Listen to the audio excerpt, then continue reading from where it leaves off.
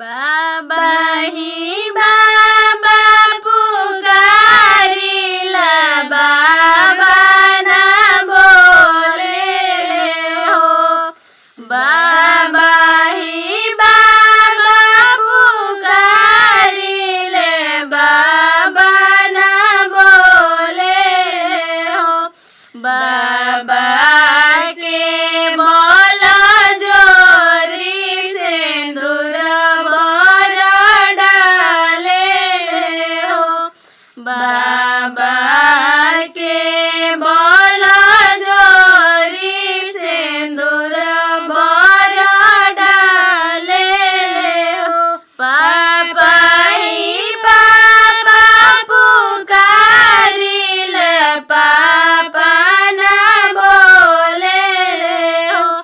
पापा के बोलो जोरी सिंदूर भर डाले हो।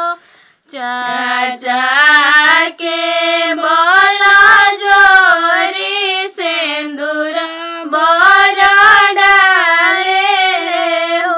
भैया के बोलो जोरी सिंदूर भर डाले हो।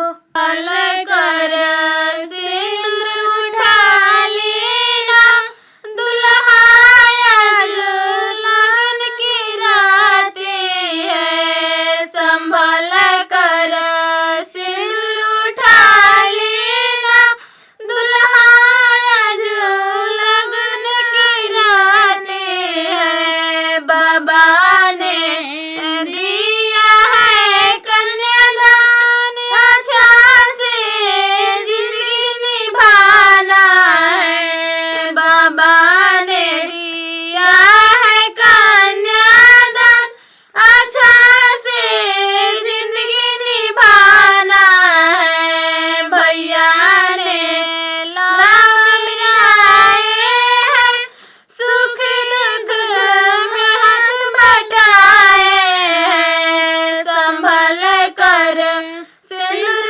उठा लेना, लगन के रातें है। पापा ने दिया है कन्यादान, अच्छा से जिंदगी निभाना है।